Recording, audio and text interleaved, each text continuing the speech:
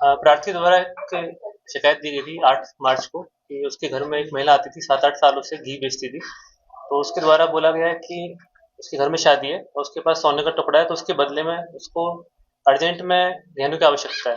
तो प्रार्थी से उसने गहने लिए, साथ में 15 लाख रुपए लिए उस सोने के टुकड़े के एवज में। तो बाद में प्रार्थी को पता लगा कि उस सोने का टुकड़ा नकली था और वो ठगा गया है। तो उस संबंध में उसने शिकायत दर्ज की।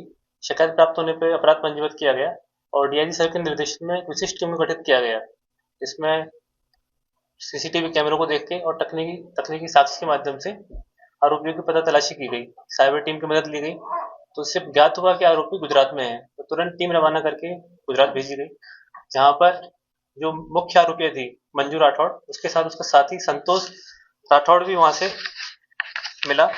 इनको अभिरक्षा में लिया गया और उनके पास से 7,78,000 रुपए और साथ में एक सोने का कड़ा बरामद हुआ, जो लगभग 50 ग्राम का था। उनसे पूछताछ में बताया गया कि उनके अन्य साथी प्रयागराज में हैं। तो तुरंत पुनः टीम रवाना करके प्रयागराज भेजी गई, जहाँ पे उनके अन्य 2 साथी, जिनके नाम सुनीता गुजराती और कमला गुजराती हैं, जो उस समय प्रयागराज में रहते थे, परंतु उनका असली रहना वही था, गुजरात में धांगतारा में। उनके पास से 12,53,000 रुपए और एक और सोने का कड़ा बरामद किया गया। उन्होंने बताया कि शेष जो सोने के टुकड़े थे, कंगन के अलावा रिंग टॉप्स जो थे प्रार्थी के, उनको एक सुनार को बेच दिया गया। तो उसकी भी पता तलाशी की जा रही है और उनको भी जब्ती कार्रवाई की जाएगी।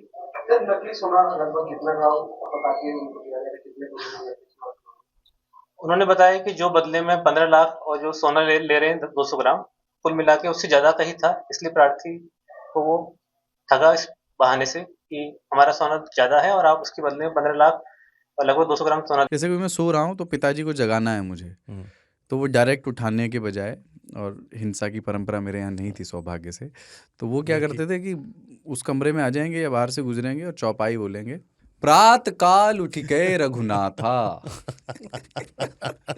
मात पिता गुरु नावई माता। कभी कभी मैं गुस्से में उठ करके अरे पापा चरण स्पर्श किया और सो गया। मैंने कहा अब मत उठाना।